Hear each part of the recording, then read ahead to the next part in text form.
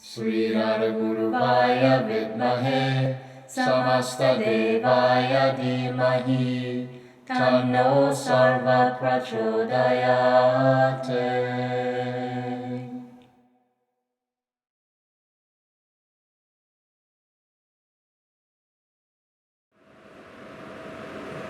Shanti informed me about the way you people have been dedicatedly doing the yoga practices.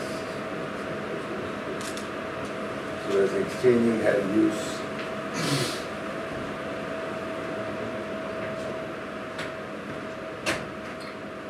What should this yoga really do for you? You are now doing some practices. Where is it leading you?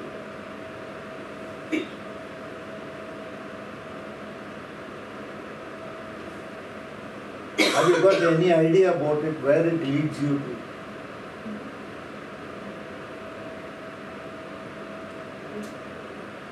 Is it only going to be something like aerobics?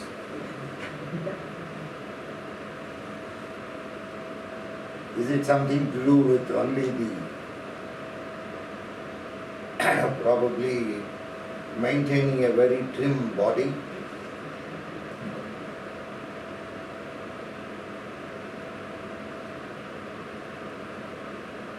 Is it something nowadays, no doubt youngsters nowadays, they want to have a very slim figure for which they do a lot of exercises in a day. Is it something like that? Or it's something more?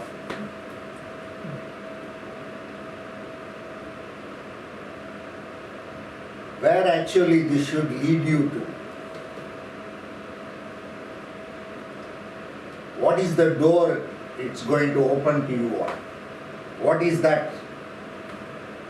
What you are going to be benefited with, what probably a normal aerobics person or a person working in a gym is not going to be blessed with. But you are going to be blessed with something else. What is it? In what way these things are going to be really beneficial for you in day-to-day life?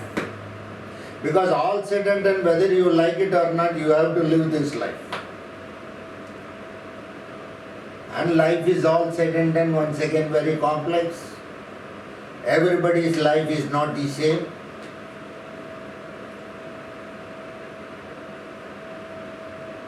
Ultimately, this yoga abhyas, whatever you are doing,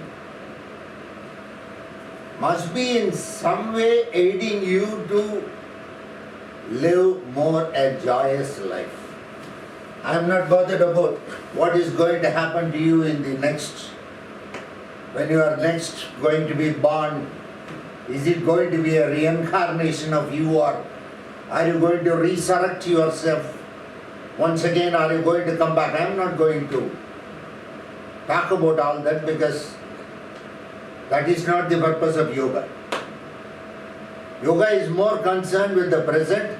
Yoga is more concerned with today. Yoga is now concerned with this moment and nothing else. Three things it deals with. One is your physique, another is your mind, then it deals with something which is beyond this physique and mind, which we call it as metaphysics. They call that a soul or whatever. You do not know. At least body you are able to recognize because there is a body. Sometimes we behave very crankily, so we know that there is something inside. Probably we can call it as mind. But they call something else called a soul, which nobody is able to perceive. There is something which doesn't belong to body, which doesn't belong to mind, but something very unique. And they say it is very pure.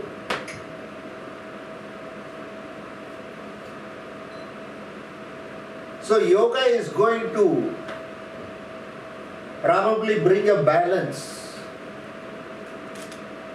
It's going to make you a very balanced person, probably.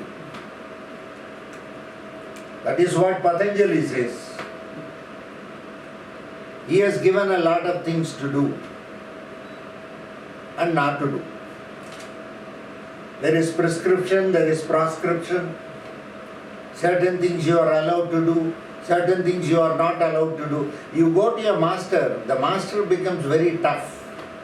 Rather, his prescription is very tough. So Patanjali was one such master who gave a very tough prescription. He said, you cannot do certain things, you can do certain things. He talks about so many things. Yes, we will take a few points, but because I think today, once again, as usual, constraint of time. Otherwise, I can talk with you. I can share some of my experiences on yoga for months together also. That's not a big deal. Something here and there we will touch.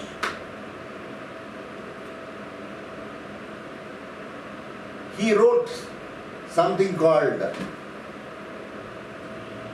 aphorisms. Some 196 verses. These aphorisms are in Sanskrit. Sanskrit as such itself is a very complicated language. And the best part of aphorisms is it can be interpreted in any way. It depends on the maturity of the master who interprets it. So every master interprets in his own way. You are one thing is sure, you are from the nature. You cannot be a product different from the nature. Definitely whatever you are only a product of the nature. And so ultimately the nature is composed of 5 elements and you are composed of 5 elements. That's all. The entire, your body structure is divided into 5 sheets, koshas, 5 different elements. One will have fire more, one will have water more, one will have earth more, one will have air more, one will have ether or vacuum more. One may be having lesser fire, more water, lesser earth, more air. It is not exactly in the same proportion in which it should be.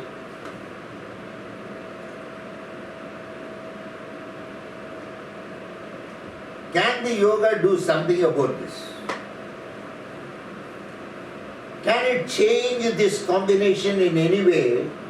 Because the imbalance that is happening to you is because of the excess in one and shortage in the other. If you are too much of fire, you will be always angry. You can see people sometimes getting upset about anything and everything. Anything very small, also they cannot digest, they will get upset.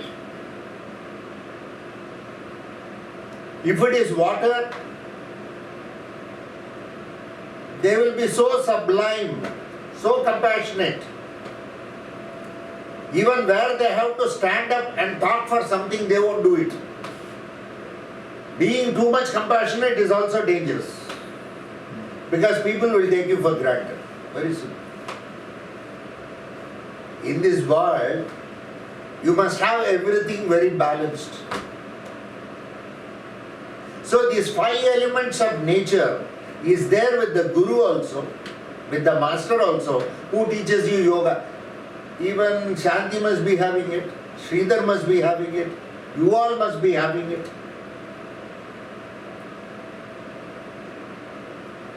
So we are all in the process of doing yoga. You are all in the process of doing yoga. That is, you are practitioners of yoga, you are practicing yoga in the aim to become a yogi. A yogi means a very balanced person. You will be a very balanced person.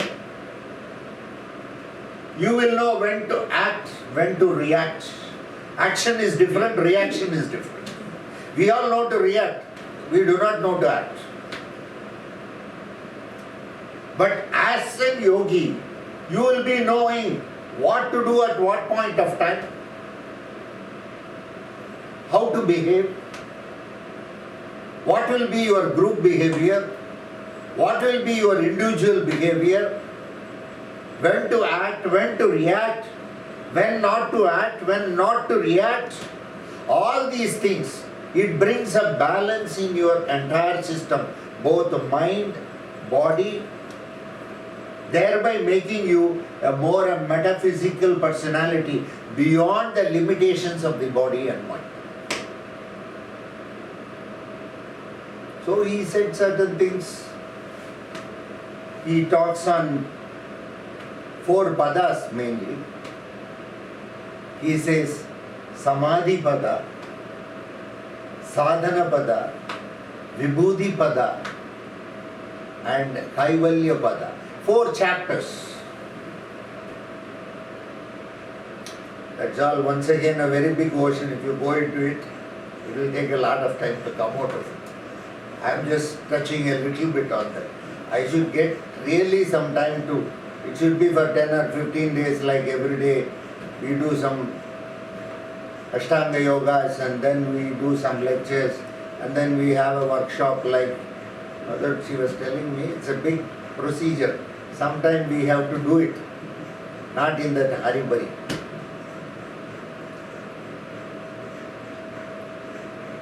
He talks about discipline, body discipline, mental discipline, shaucha he says. When you say shaucha, he says body must be clean, mind must be clean. Every day, don't you clean the house? You clean the house and whatever garbage is there you throw it off. Like that every day you take bath. Every day you take bath, close it. Every day you are taking bath, you clean yourself. Every day you are supposed to clean your mind. You are not supposed to carry the past in your mind. Are you able to do it? The garbage that has accumulated in the mind is very difficult to clean. You can clean the body, buckets of water we can pour. Nowadays shower, everything, jacuzzi. You can use the best things. Everything is available, you can clean. But how to clean? You are still carrying all the nonsense of 30 years, 40 years, 50 years back. Something happened when I was very young. We are not able to clean the thoughts. That he says, he calls it a shaucha. You must be able to clean your mind. And every day you must be reborn new. You must not carry the past. Can you drop the past? You must have the will to drop the past, the courage to drop the past and stare at the uncertain future. This is what yoga tries to do to you.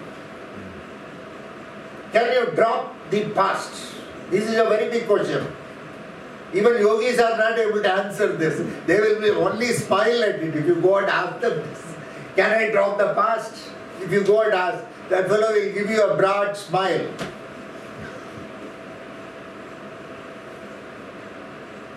Dropping the past is not so easy.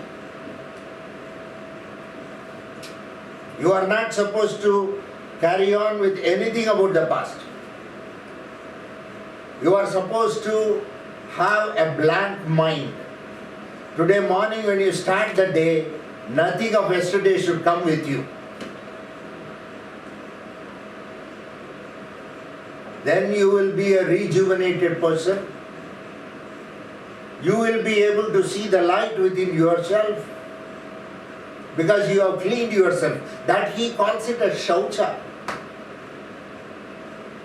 So by doing these practices, it seems the nervous system in the body gets controlled, the blood circulation gets controlled, on account of which everything is under level, everything is balanced. When everything is balanced, then you reach a stage where you drop the past. There is a lot of imbalance in us that is only creating the problem. The imbalance is making us to remember the past. You cannot disown the past. Present is golden. Whether you like it or not, today this moment is golden. Today, now, this is golden. That's all. Even next moment, we are not sure about it. Next moment is uncertain. Past is already gone. It's over. It's not going to be of any use. Only this particular moment is true. That's what he means to say. Only this particular moment is true. Nothing else. Because tomorrow is always uncertain, whether you like it, you do not like it. But we want to become very predictive about tomorrow. You don't like that unpredictability of tomorrow. You don't want tomorrow to be unpredictable. But just imagine, suppose, when you are born itself, you are given a document side by side. The document says what is going to happen every minute till our death. The document is going to read out. Today morning you will be here. Tomorrow morning you will be in Chicago. Day after tomorrow morning a meeting. Then next day some business. Next day some enjoyment in Sedona. Then all this. And suppose there is going to be a lot of things written already. Already it is documented. Will you have any interest to live such a life? The mystery of the future, the unpredictable future, really gives you interest to live life. Life should not become predictable. If it becomes predictable, it will become suicide. Life will be a suicide. We will become mechanical. We will not be organical. You are basically organical, you are not mechanical. No doubt, mechanically you may do certain things. But you have got thoughts, you have got feelings, you have got emotions. All these things cannot be reasoned out. Can you reason out your thoughts? Can you reason out your emotions? Can you reason out your feelings? Why a gush of feelings suddenly comes from nowhere? Why you get it? Can you reason it out? There is no reasoning. In fact, life without reasoning is very beautiful. Life with reasoning is very horrible. Love without reasoning. Can you love without reasoning? Love is life. I just love you because you are just that. That's all. Nothing more. No, you are very beautiful. I love you. You have a lot of money. I love you. No. All these reasoning, when reasoning drops, love also will drop. Because beauty may be there for a few years. After that, what are we going to do? Are we going to disown the person? Money may be there for a few years. Who knows? Money is not a permanent component. Sometime you may lose it. So we must learn to live the present. That's what he says by cleaning the mind. You must be prepared to drop the past. That he says, Shaucha, the way you take bath every day, the way you do things every day, that way, that day is new, and please try to enjoy that day. He calls another component called Santosha, happiness. To do meditation, to do yoga, you must be happy. Yoga by itself will not give happiness. Please remember this. If you are searching for happiness by doing yoga, then you are wrong. If you are very happy, you can be meditative. Because the first prescription for it is Santosha. One of the prescriptions given is Santosha. Unless you are happy, there is no point in doing yoga. If you are very sad, try to treat that sadness, find out what is the reason for it. Try to treat that sadness. Go to some psycho counselor or something, that fellow will say something. Once you pay some dollars, your sadness will go away. Once that is over, it is over. Then that is all, this sadness. You must be basically happy to do yoga. Yoga doesn't give happiness, But if you are very happy, you can be more meditative through yoga. That is why he mentions santosha. These are all essential ingredients. Another one very beautiful word he uses, Ishvara Pranidhana. What is this Ishvara Pranidhana? You have to surrender everything to God. He doesn't say this God or that God. That's the beauty of it. Actually, yoga is for all religions, for all people. It's a way of life. You have to surrender to God. You will be having total faith on something called God. Surrender everything to God, he says. Anything you do, surrender it to God. It's very difficult. For that, first of all, you should know that you are not the doer and Lord is the doer. See, when you do something, before doing it, you always think you have to do it. Fine. After doing it, you say that you have done. Fine. While doing it, you never think that you are doing it. Fine. So you are not the doer. While doing it, Lord is the doer.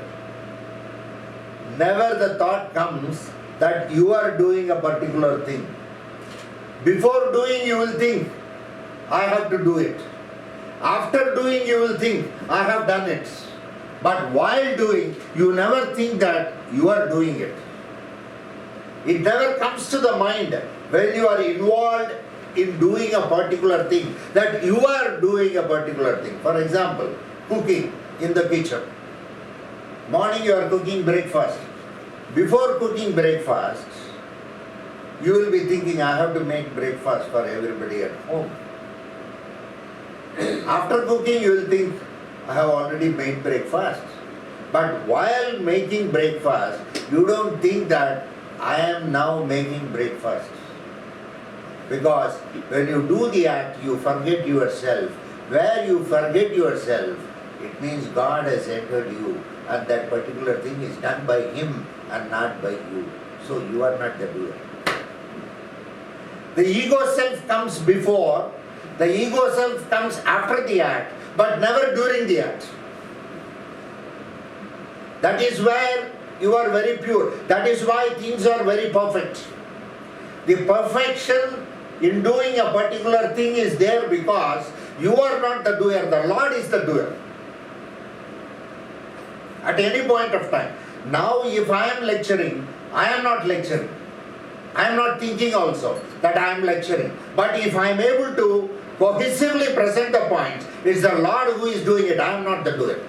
I disown the act. This is Ishvara Pranidhana. Can you surrender every act to the will of the Lord? God willing, we will meet. People will say. But are you really surrendering that God willing is really is God willing? Is it coming to your mind? He says, Ishvara Pranidhana. These are some of the points for you. So whatever you do it sincerely, do it dedicatedly. You have got a master who teaches you how to do this, how to do that. I wish you all success. Be balanced, be joyous. Don't miss anything in life. The life is not worth to be missed. See everything. Finish up all the things. Those which is sensible, nonsense, everything needs to be completed in life. One needs to thoroughly go through. It's a system of things. And you are not the doer. The Lord takes you through. That is the faith. Faith can never be questioned. Faith can never need to be proved. Faith need not be proved. Faith is just faith. Have that faith. He takes you through. He explains you everything. He will internally act inside you. The divine will be with you. The force will be with you. That is the exact purpose of yoga. So God bless you.